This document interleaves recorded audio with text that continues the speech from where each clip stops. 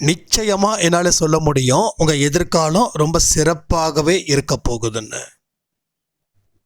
இந்த ஆடியோவை கேட்ட உடனே லைக் பட்டனை ப்ரெஸ் பண்ணிடுங்க. அடுத்தது, உங்கள் வாழ்க்கையில் எல்லா விஷயத்தையும் நீங்கள் கற்றுக்கணுன்னா அன்பே சாயில் சொல்லக்கூடிய 30 நிமிஷமோ 40 நிமிஷமோ அதை முழுமையாக கேட்டால் மட்டும்தான் நிறைய விஷயங்கள் உங்களுக்கு தெரியும். ஸோ அவசரப்படாமல் பொறுமையாக நிதானமாக கேளுங்க. உங்கள் வாழ்க்கையோட அடுத்த கட்டம் எப்படி இருக்க போகுதுன்றத நம்ம சொல்லியிருக்கோம். அதுக்கு நீங்கள் எந்தெந்த அளவில் மன ரீதியாக செயல் ரீதியாக உங்களை தயார்படுத்தணும் அப்படின்றதையும் சொல்லியிருக்கோம். கடந்த காலத்தில் நடந்த எந்த சம்பவங்களும் எதிர்காலத்தில் நிச்சயமாக நடக்காது. இதை நான் உறுதியாக சொல்லுவேன். உங்கள் வாழ்க்கையை இனி ஆளுமை செய்கிற ஒரே ஒருத்தர் யாருன்னா அவர் நம்ம சாயப்பா மட்டுமே. இதில் சொல்லக்கூடிய விஷயங்களை கேட்கும்போது உங்கள் வாழ்க்கையில் பெரிய திருப்பங்கள் சர்வ சாதாரணமாகவே நடக்கும். அதற்கு இப்போவே வெற்றியை கொண்டாடுங்க. மனதளவில் சாயப்பாவுக்கு நன்றிகளை சொல்லி இந்த ஆடியோவை ஸ்டார்ட் பண்ணுங்க. ஓம் சாயிரா சாயிரா, ஓம் சாயிரா சாயிரா, ஓம் சாயிரா சாயிரா, அன்பே சாயிரா, பேரன்பே சாயிரா, அகிலம் தளிக்க ஆத்மா விழிக்க அனுதினம் சாயிரா, எங்கள் அன்பே சாயிரா.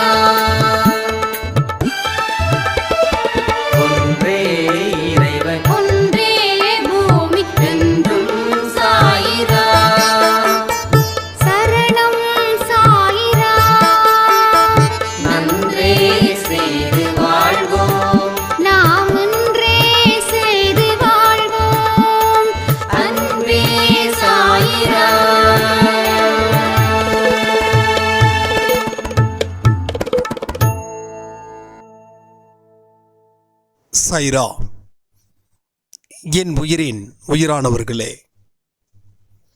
ஒரு சாய்ராமுடைய ஒரு பெரிய கொஸ்டின், என்னோட எதிர்காலம் ரொம்ப மோசமாக இருக்குது அப்படின்னு பல பேர் சொல்கிறாங்க. எனக்கும் ரொம்ப பயமாக இருக்கு. என்னை நம்பி மனைவி குழந்தைகள் இருக்காங்க. ஆனால் என் வாழ்க்கை இருண்டு போய் கிட்டத்தட்ட 10 வருஷம் ஆகுது. நானும் பல முயற்சிகள் செஞ்சுக்கிட்டே இருக்கேன். அப்போ தான் ஒருத்தவங்க சொன்னாங்க, இது மாதிரி இவர் இருக்காரு, இவர்கிட்ட கேளுங்க, ஏதாவது ஒரு ஐடியா கொடுப்பாரு அப்படின்னு உங்கள் நம்பர் கொடுத்தாங்க. நான் ரொம்ப பலகீனமாக இருக்கேன். நான் நார்மலான வாழ்க்கை வாழ்ந்தால் போதுன்ற நிலையில் நான் இன்னைக்கு இருக்கேன். எனக்கு இதை பற்றி கொஞ்சம் சொல்லுங்கள், நான் என்ன பண்ணுறது அப்படின்னாங்க. இது அருமையான கேள்வியாக இருந்தது. அதனால் அவர்கிட்ட சொல்லியிருந்தேன், நைட்டு 8 மணிக்கு இதை பற்றி நான் பேசுகிறேன், நீங்கள் கேளுங்க அப்படின்னு. ஸோ ஃப்யூச்சர் பற்றி நிறைய பேருக்கு பயம். எதனால் இந்த பயம் வந்திருக்கு அப்படின்னா, அவங்க வாழ்க்கையில் கடந்த காலத்தில் இருந்த மோசமான விஷயங்கள், தோல்வி, அவமானம், இதை வச்சு அவங்க எதிர்காலம் கண்டிப்பாக நல்லபடியாக அமையாதோ அப்படின்ற ஒரு சந்தேகம் 90% இருக்குது. எத்தனை பர்சன்டேஜ்? 90%. இப்போ நிச்சயமாக இந்த பதிவை கேட்குற உங்களுக்கு 90% உங்கள் எதிர்காலம் சிறப்பாக இருக்கும் அப்படின்ற நிலைக்கு நீங்கள் உங்களை சாயப்பா மாற்ற போகிறாரு. ஸோ ஒரு ஆடியோவும் உங்களுக்கானது. பயணம் ரொம்ப சிறப்பாக இருக்க போகுது. கடினமான பயணமாகவும் இருக்கலாம், சில பேருக்கு ரொம்ப ஈஸியாகவும் இருக்கலாம். கடவுளோட கணக்கை யாரு தான் தெரிஞ்சுக்க முடியும்? உங்கள் வாழ்க்கையில் யார் யாருக்கெல்லாம் உண்மையிலேயே எனக்கு எதிர்காலத்தை பற்றி பயம் இருக்குதுன்னு சொல்கிறவங்க கமெண்ட்டில் கமெண்ட் பண்ணுங்கள். ரெண்டாவது, இந்த வீடியோ லைக் பட்டனை ப்ரெஸ் பண்ணிவிட்டு அதுக்கப்புறமா கேளுங்க. ஏன்னா இட்ஸ் வெரி இம்பார்ட்டன்ட். இது எல்லாருக்கும் போய் சேரணும். நாம் இன்னைக்கு பல விதத்தில் முடங்கி இருக்கிறோம். பல இடத்துல, ஒன்று இல்லை ரெண்டு இல்லை, எல்லா திசையிலையும் நாம் முடங்கி போயிருக்கோம். நம்மளை சுற்றியும் ஒரு ஆபத்து இருக்கிற மாதிரியே இருக்குது. அது உண்மையும் கூட. இது மாயை கிடையாது. உண்மையாகவே ஆபத்து இருக்கு, இல்லைன்னு நான் சொல்ல மாட்டேன். ஏன்னா எந்த ஒரு விஷயத்தை ஏற்றுக்கிட்டாதான் அதில் இருந்து பயணிக்க முடியும்னு நான் நம்புகிறேன். ஸோ ஆபத்துகள் சூழ்ந்து தான் இருக்கு, அது இல்லைன்னு சொல்லலை. அப்போ சூழ்ந்திருக்கக்கூடிய ஆபத்தை நாம் தாண்டி போனால் வாழ்க்கையில் ஜெயிக்க முடியும். அதான் யதார்த்தமும் கூட. அப்போ ஆபத்து என்னை நோக்கி வருது, இல்லை ஆபத்து என் கூடவே இருக்குதுன்னா நாமளும் அப்படியே இருந்தா பூனைக்கு யாரு தான் மணி கட்டுறது? அப்போ உங்கள் வாழ்க்கையில் எதிர்நீச்சல் போடக்கூடிய இடத்துல நீங்கள் இருந்தீங்கன்னா அந்த ஆபத்து கூட நீங்கள் மோதலாம். ஆபத்து கூட நீங்கள் மோதி ஜெயிச்சிட்டா சரித்திரம் படைக்கலாம். ஸோ சரித்திரம் படைக்கிறதுக்கு இது ஒரு வாய்ப்பாக உங்களுக்கு கடவுள் கொடுத்துருக்காருன்ற விஷயத்தை நீங்கள் மனசில் வைங்க. ஸோ எல்லாம் இருக்கிறவன் முன்னேறதில்ல ஒன்றுமே இல்லை, த்ரில் இல்லை. எல்லாம் இருந்தும் கடைசியில் எல்லாம் பொய்யும் மறுபடியும் ஜீரோவில் இருந்து ஆரம்பிக்கிறான் பாருங்க, அவனை தான் இந்த உலகம் கைத்தட்டுது. எவன் கீழே இருந்து மேலே வரானோ அவனை இந்த உலகம் கண்காணிக்குது. அப்போ ஆபத்து அப்படின்ற ஒரு விஷயம் உன் வாழ்க்கையில் நடக்க போகிற சாதனைக்கு உண்டான ஒரு முதல் கதவு. நீங்கள் சர்க்கஸில் சாகசம் பண்ணுற மாதிரிலாம் சொல்லலை. உங்கள் வாழ்க்கையை முதல்ல புரிஞ்சு அதுக்கப்புறமா அதை கடக்க முயற்சி பண்ணி பாருங்க. நீங்கள் தான் இந்த உலகத்தில் ஜெயிக்கக்கூடிய மனுஷங்களாக இருப்பீங்க. இது நல்லா எழுதி வச்சுக்கோங்க. இங்கே அன்பே சாயில சொல்கிறத நீங்கள் செஞ்சீங்கன்னா 50% மேலே உங்கள் வாழ்க்கை முறை நிச்சயமாக மாறும். இது மாறியே தீரும். ஏன்னா கடவுளோட அனுக்கிரகம் இந்த குடும்பத்துக்கு அப்படிப்பட்டதாக அமைஞ்சிருக்கு. ரொம்ப பவரான விஷயங்கள் இங்கே நடக்குது. சக்தியான விஷயங்கள் இங்கே நடக்குது. நல்ல தெளிவு கிடைக்குது. எல்லாத்தையும் தாண்டி மன தைரியம் கிடைக்குது. அதையும் தாண்டி அப்பாவோட அருள் இங்கே கிடைக்குது. அவரோட அருள் கிடைச்சதுன்னா எல்லா முயற்சிகளும் சக்ஸஸ் ஆகும். அந்த அருள் இங்கே பரிபூர்ணமாக கிடைக்குது. அப்போ கடந்த காலத்தில் சாயப்பா இல்லை. கடந்த காலத்தில் உங்களுக்கு இந்த மாதிரி ஒரு வழி இல்லை. அதனால் அந்த தோல்விகள் அங்கே நேச்சுரலாக வந்துச்சு. ஆனால் இப்போ சாயப்பா இருக்காரு. கடந்த காலத்தில் ஏற்பட்ட அந்த வழி இருக்கு, அது ரொம்ப அபூர்வமானது. அது ஒரு பொக்கிஷம், அது ஒரு புதையல் கூட சொல்லலாம். வழியெல்லாம் ஒரு புதையலா அப்படின்னு நீங்கள் நினைக்கிறீங்க தானே? நான் சொல்கிறத நீங்கள் வேடிக்கையாக எடுத்துக்கிறீங்க தானே? ஸோ வழி தான் இங்கே புதையலே. இப்போ வழியில் இருக்கிறதால நான் சொல்கிறது உங்களுக்கு வேடிக்கையாக இருக்குது. ஆனால் இந்த வழியை தாண்டி சவால்களை கடந்து நீங்கள் வாழக்கூடிய வாழ்க்கையில் அடைய போகிற வெற்றி வரும்போது அப்போ தெரியும், வழிதான் புதையல், வழிதான் அபூர்வம், வழிதான் சக்தி, வழிதான் வாழ்க்கை. அந்த புரிதல் அப்போ புரியும். சின்ன வயசில் நம்ம அம்மா அப்பா நமக்கு எத்தனையோ அட்வைஸ் பண்ணுவாங்க. எதையுமே நம்ம கேட்க மாட்டோம். அவங்களுக்கு அகெயின்ஸ்டாக நம்ம லைஃப்பை லீட் பண்ணுவோம். லீட் பண்ண நாம் எங்கேயோ போய் சிக்குவோம்.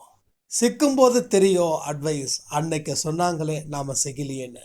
அதே போல தான் இங்கேயும். இன்னைக்கு உங்களுக்கு எல்லாமே வேடிக்கையாக இருக்கலாம். ஆனால் இதுதான் உங்கள் வாழ்க்கை இல்லை பெரிய திருப்பமாக எதிர்காலத்தில் இருக்க போகுது. அப்போ கடந்த காலத்தில் நடந்த விஷயங்களை எதிர்காலத்தில் கனெக்ட் பண்ணாதீங்க. அது வேற, இது வேற. அன்னைக்கு வழி இல்லை, அன்னைக்கு அனுபவம் இல்லை. அதனால் விரிச்ச வலையில் அத்தனை வலையிலையும் விழுந்தோம். இன்னைக்கு வலை பலமாக இருக்கு. அன்னைக்கு கண்ணை மூடிக்கிட்டு வலையில மட்டும் விழல, கண்ணை திறந்துக்கிட்டே வலையில விழுந்தோம். இன்னைக்கு கண்களை மூடி இருந்தா கூட அந்த வலைக்குள்ள நாம விழ மாட்டோம். ஏன்னா அன்னைக்கு கொடுத்த வலியோடைய அனுபவம் இன்னைக்கு பேசுது. புரியுதா? நல்லா புரிஞ்சுக்கோங்க, இந்த பாயிண்ட் ரொம்ப இம்பார்ட்டன்ட். கண்ணை திறந்தே அன்னைக்கு அடுத்தவங்க விரிச்ச வலையில விழுந்தோம், கண்ணை திறந்தே. ஏன்னா அந்த வலைக்குள்ள என்னமோ பெரிய சந்தோஷம் இருக்குது.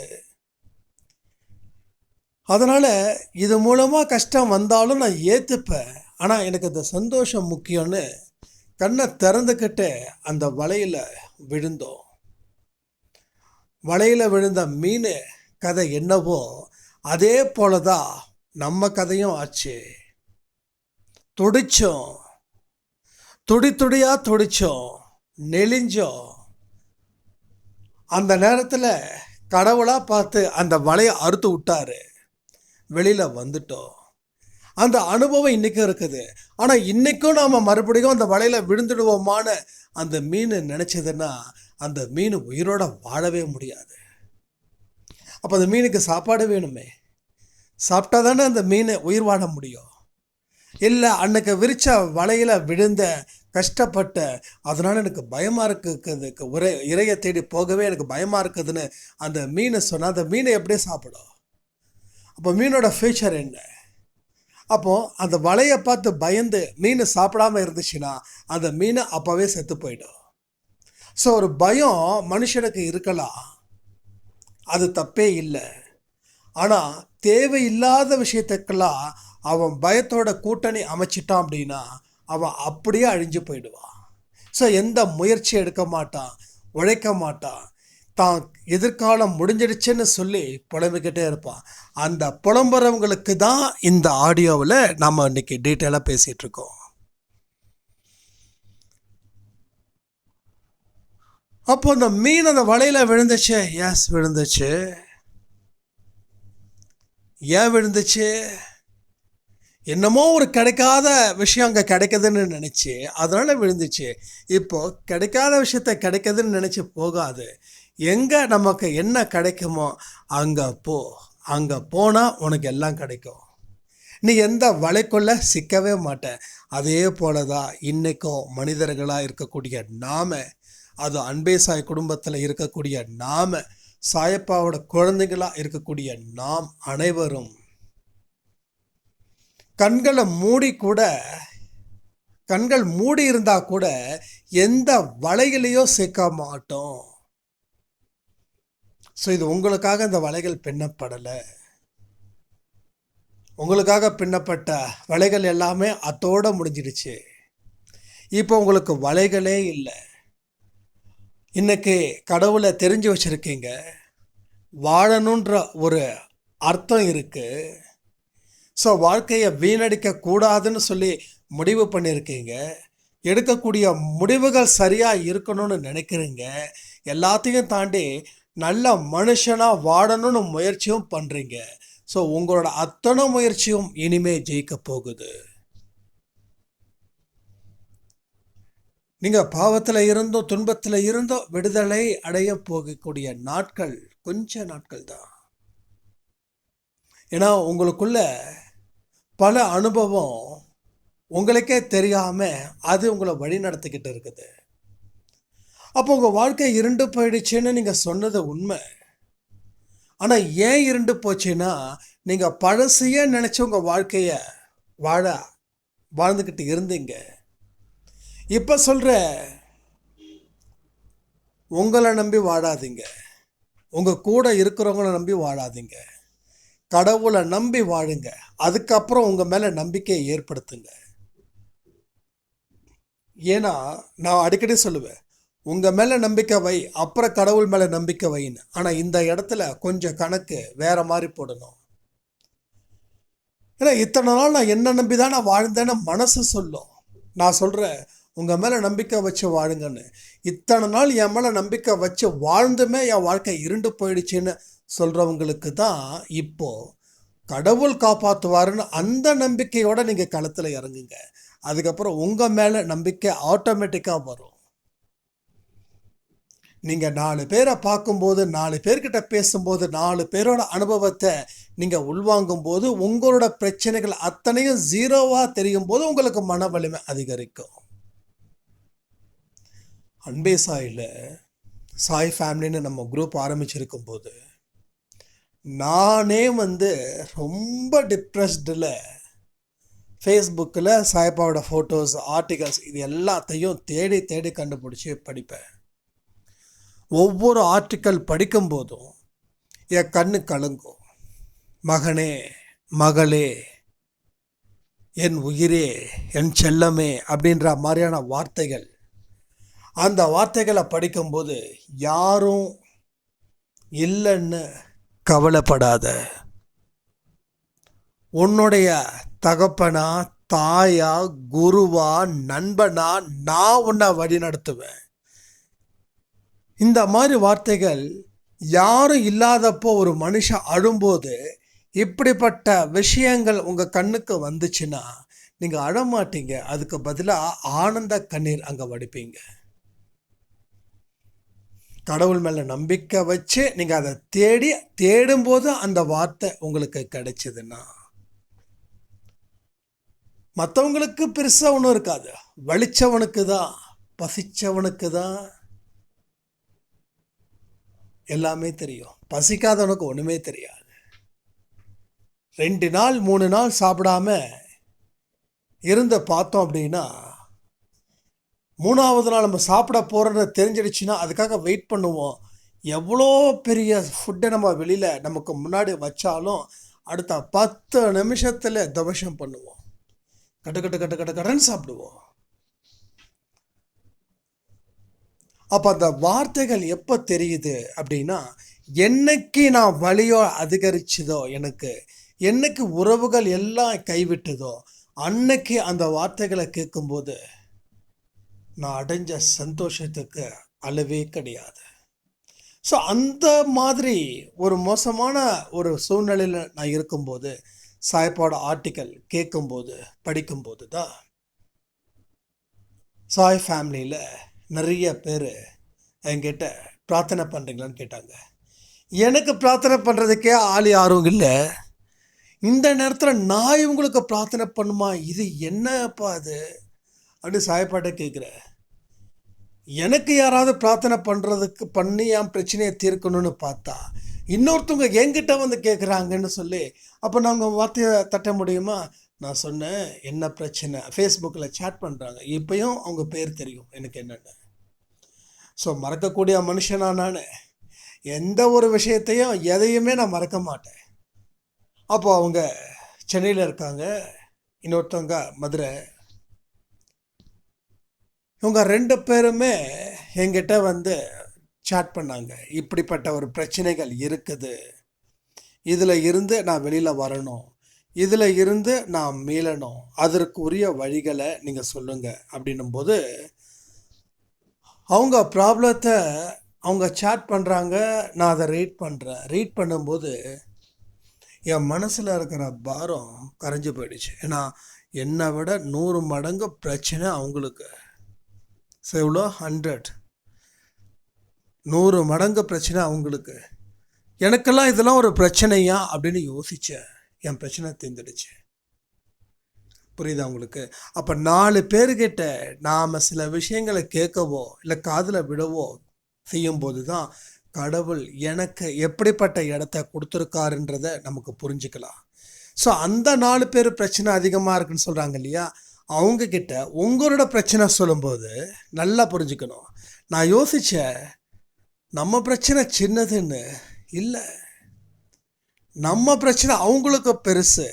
அவங்க பிரச்சனை நமக்கு பெருசு.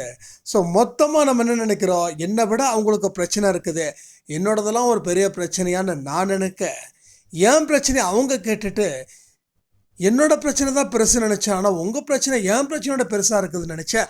அந்த இடத்துல பிரச்சனை தீர்ந்துடுச்சு. ஸோ மனசில் பாரம் இறக்கிடுச்சுன்னா பிரச்சனை தீர்ந்ததுன்னு தானே அர்த்தம்.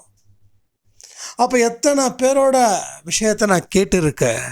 அப்போ என் வாழ்க்கையில் நான் ஃபீல் பண்ணுவேன். நான் சில பேர் கேட்டாங்க என்கிட்ட, எப்படி உங்கள் லைஃப்பில் எந்த ஃபீலும் இல்லாமல் இருக்குங்க, உங்கள் லைஃப் பற்றி நீங்கள் நிறையா சொல்லியிருக்கீங்க, ஆனால் ஒரு நாள் கூட ஃபீல் பண்ணலைன்றது கண்டிப்பாக நீங்கள் பொய் சொல்ல மாட்டீங்கன்ற நம்பிக்கை எனக்கு இருக்குது. அதனால் நான் கேட்குறேன், எப்படி அப்படின்னா ஒரே விஷயந்தான், எல்லாரு மேலேயும் நம்ம இரக்கமாக இருந்தால், அன்பாக இருந்தால், நம்ம மேலேயும் கடவுள் அன்பாக இரக்கமாக இருப்பாங்க. ஒருத்தவங்க குளிரில் நடுங்குதுன்னா அவங்களுக்கு முதல் வேலையாக உங்கள் வீட்டில் இருக்கக்கூடிய நல்ல துணியை அவங்களுக்கு கொடுக்கணும். குப்பையில் போகிற துணியை அவங்களுக்கு கொடுக்கக்கூடாது. நல்ல துணி, அந்த குளிர் தாங்குற அளவுக்காவது அந்த துணியை கொடுக்கணும். அப்போது கொடுக்கும்போது உங்களுக்கு சாய்ப்பா சொல்லுவார், பாத்தியா நீ எப்படி இருக்க, அவர் எப்படி இருக்காரு, நீ உன் வீட்டுக்குள்ளே ஜம்முன்னு இருக்க, உனக்கு பெட்ஷீட் இருக்குது, தலைக்காணி இருக்குது, பெட்டு இருக்குது, படுத்து தூங்குற, ஆனால் அந்த மனுஷன் குளிர் இன்றைக்கி உன் கண்ணில் பட்டதால் நீ கொடுத்த. இது மாதிரி உன் கண்ணில் படாமல் எத்தனையோ பேர் அந்த குளிரில் இருக்காங்க.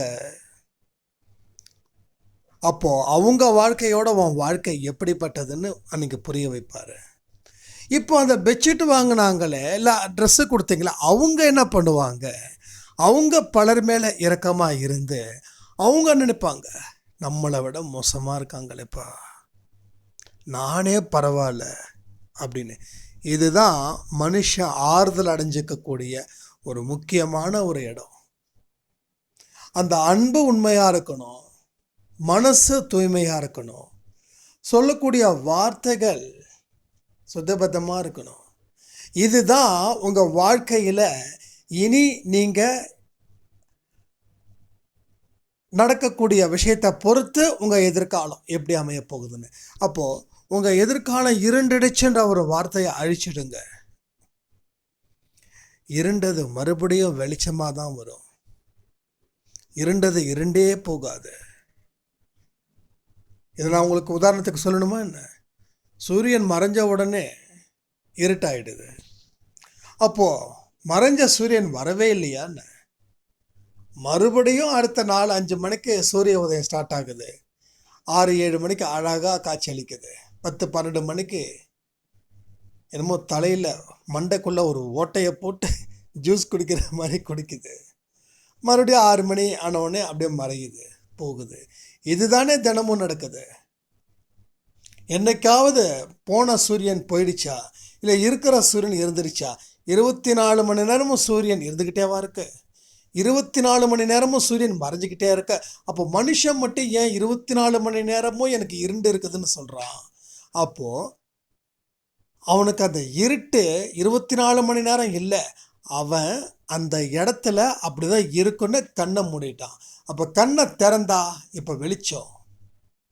நீ இருட்டான நேரத்தில் கண்ணை மூடுன, அப்போ நீ அது இருட்டுன்னு நினச்சிக்கிட்டு இருக்க. இப்போ கண்ணை திறந்து பாரு, சூரியன் உன்னோட மண்டையில் போடுன்னு போட்டுட்ருக்குது. இப்போ கண்ணை திறந்து பாரு, இப்போ வெளிச்சம் வந்துடுச்சா? அதே போல தான் வாழ்க்கையிலையும் இருண்டுடுச்சுன்னு சொல்லி இந்த கதையை தான் நீங்கள் பேசிக்கிட்டு இருக்கீங்க. அதனால தான் இருண்டதாக போயிடுச்சு. உங்கள் கண்ணுக்கு மட்டும்தான் இருண்டு போயிருக்குது. உங்களோட பிரச்சனைகளை அதிகமாக சிக்கினவங்க வாழ்க்கையில் இப்படி நிற்கிறாங்க. ஆனால் நீங்கள் இன்னமும் கூனி குறுகி நிற்கிறீங்கன்னா இதுக்கு காரணம் கடவுளோ உங்கள் விதியோ உங்கள் கர்மாவோ இல்லை.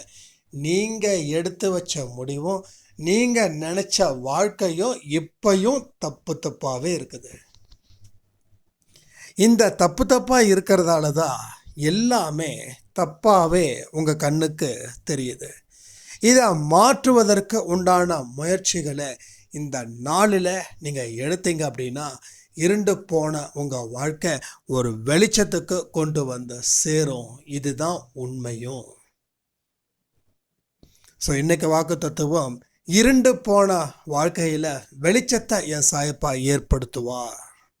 திரும்ப சொல்கிறேன், இருண்டு போன என் வாழ்க்கையில் வெளிச்சத்தை ஏற்படுத்துவார். திரும்பவும் சொல்கிறேன், நல்லா புரிஞ்சுக்கோங்க. இருண்டு போன என் வாழ்க்கையில் வெளிச்சத்தை என் சாயப்பா ஏற்படுத்துவார். இது இன்றைய வாக்கு தத்துவம். இதை சும்மா நான் பேசுகிறத நீங்களும் காதில் கேட்கக்கூடாது. ஒரு சாய்ராம் நிறைய பேர், ஒன்று இல்லை 2 இல்லை, நிறைய பேர் நம்ம என்ன சொல்கிறோமோ அதை எழுதி எனக்கு வாட்ஸ்அப் பண்ணுறாங்க. ஸோ நீங்களும் எழுதி எனக்கு வாட்ஸ்அப் பண்ணுங்கள். நான் மெசேஜ் பார்க்குறேன் பார்க்கல, அது உங்கள் பிரச்சனை கிடையாது.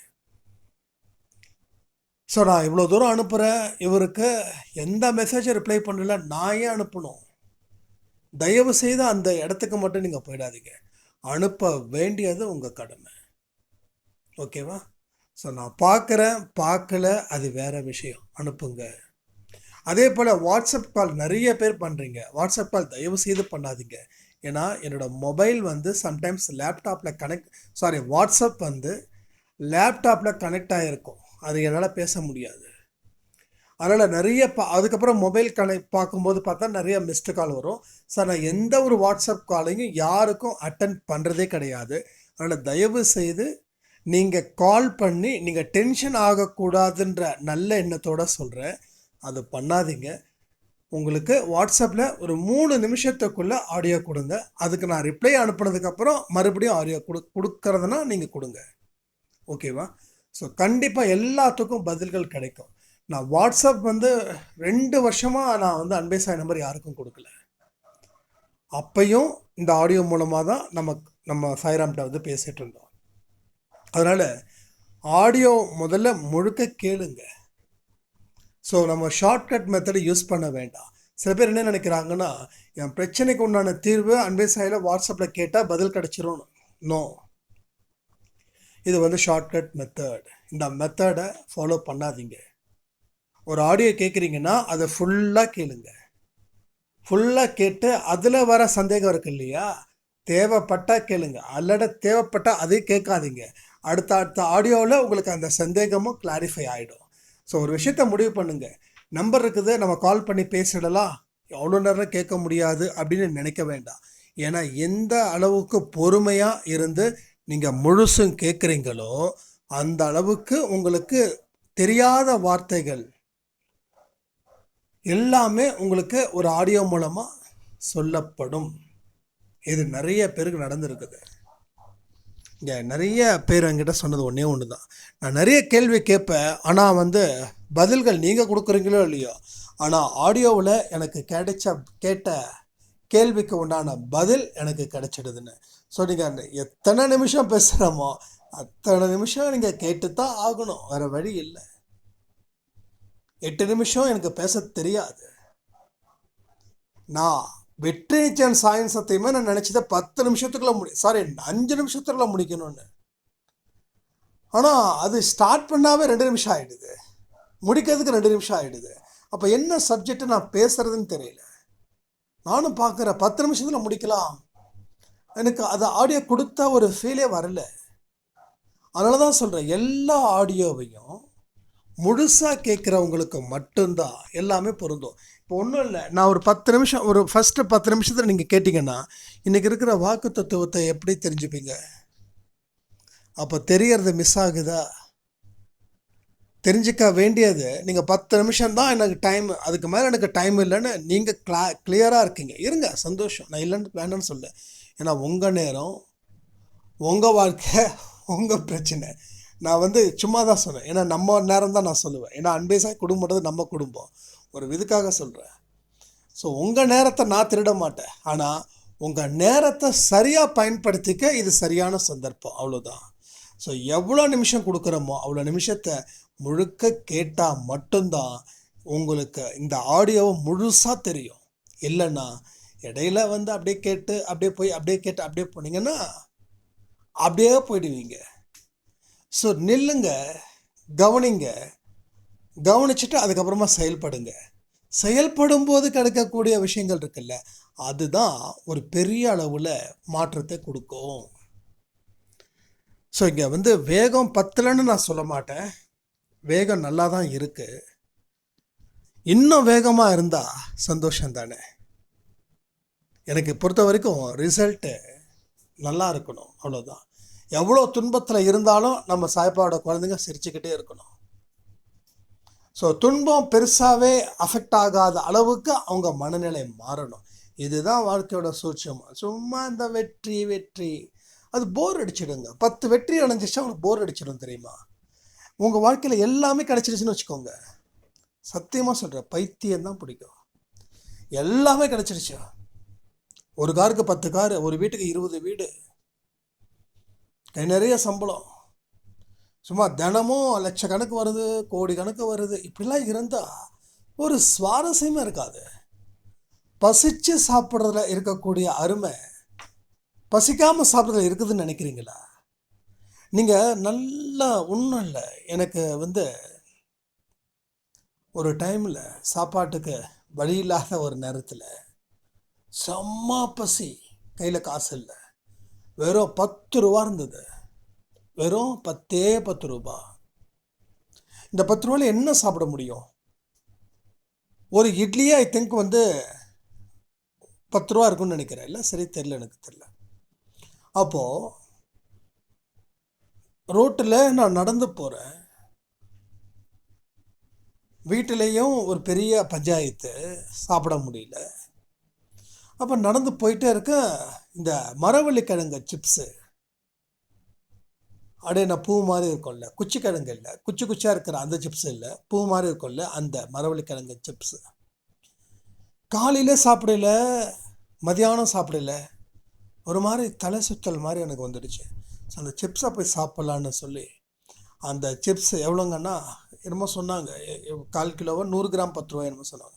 ஸோ 100 கிராம் கொடுக்க சொல்லி நல்லா அந்த மிளகாத்தூளை மிக்ஸ் பண்ணி அப்படி சூடாக சாப்பிடும்போது தேவாமிர்தம். ஸோ இதுக்கு முன்னாடி எத்தனையோ சாப்பாடு நம்ம சாப்பிட்டு இருக்கோம். சரவணபவனில் பொங்கலை கூட சாப்பிட்ருக்கோம், வடபழனியில் இருக்கிற சரவணபவனில்.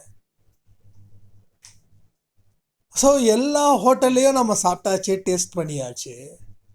ஆனால் அந்த 10 ரூபா மரவள்ளிக்கிழங்குல இருக்கிற சிப்ஸை இப்போ நினச்சா கூட என் நாக்கில் எச்சி ஊறுது. ஏன்னா பசிச்சிருந்து சாப்பிடும்போது தான் அதனோட அருமை பெருமை எல்லாம் தெரியுது.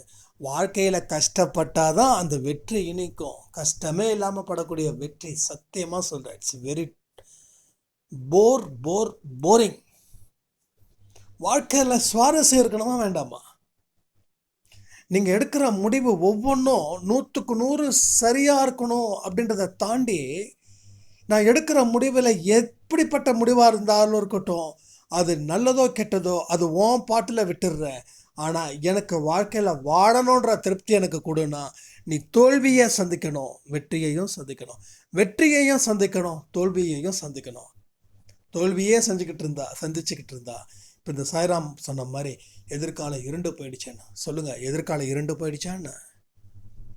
உங்கள் எதிர்காலம் எப்போ இருண்டு போகுதுன்னா, என்னைக்கு அன்னைக்கு சாயந்தரம் மறைஞ்ச சூரியன் அடுத்த நாள் வரலையோ அப்போ நீங்கள் நம்புங்க. அப்போ அது வருதுன்னா அது உண்மை இல்லை. இயற்கை கடவுளுக்கு கொடுத்த பாடங்கள் நிறைய இருக்கு, எக்கச்சக்கமாக இருக்குது. எல்லாத்த பார்த்தும் கற்றுக்கணும்.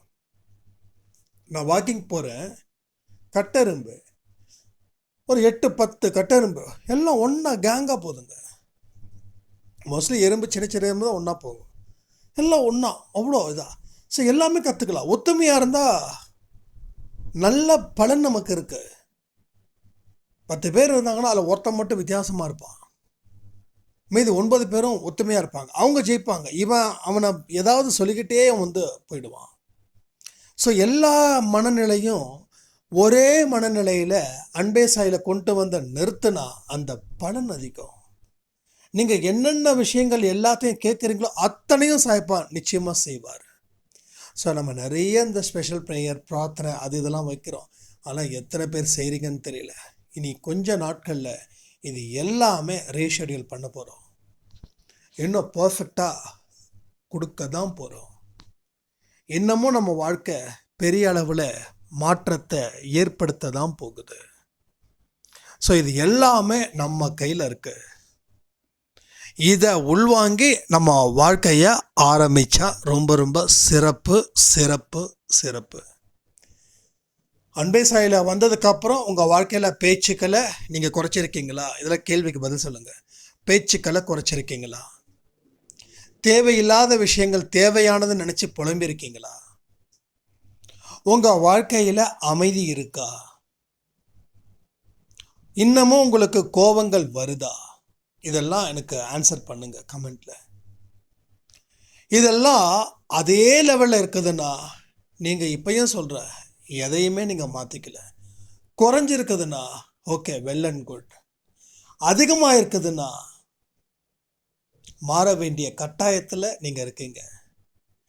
இது ஏன் சொல்கிறேன்னா, இதெல்லாம் அடிப்படை காரணம், இதெல்லாம் அடிப்படையான விஷயங்கள். இதை சேஞ்ச் பண்ணாதான் அங்கே ஜெயிக்க முடியும், அவர் பக்கமே வர முடியும். இதை சேஞ்ச் பண்ணலை அப்படின்னா அந்த பக்கம் வரவும் முடியாது, எதையுமே ஜெயிக்கவும் முடியாது. கடைசி வரைக்கும் போராட்டம் போராட்டம் போராட்டம். போராடி போராடி தோல்வியை தழுவுறதுக்கு போராடி வெற்றியும் வாங்கலாம். அதன் மூலமாக தோல்விகள் கிடைச்சாலும் மன நிறைவோட ஏற்றுக்கலாம். ஏன்னா ஒரு தோல்வி கிடைச்சதுன்னா அடுத்த பிரம்மாண்ட வெற்றிக்கு கடவுள் ஏதோ விஷயத்தை செய்ய போகிறாருன்னு அர்த்தம். இதெல்லாம் புரிஞ்சு நீங்கள் நல்லபடியாக வாழணும். கண்டிப்பாக சொல்கிறேன், உங்கள் எதிர்காலம் ரொம்ப சிறப்பாக தான் இருக்க போகுது. அதில் எந்த மாற்றமும் இல்லைன்னு சொல்லி இந்த ஆடியோவை நான் முடிக்கிறேன். ஜெய் சாய்ராம். ஓம் சாயிராம்.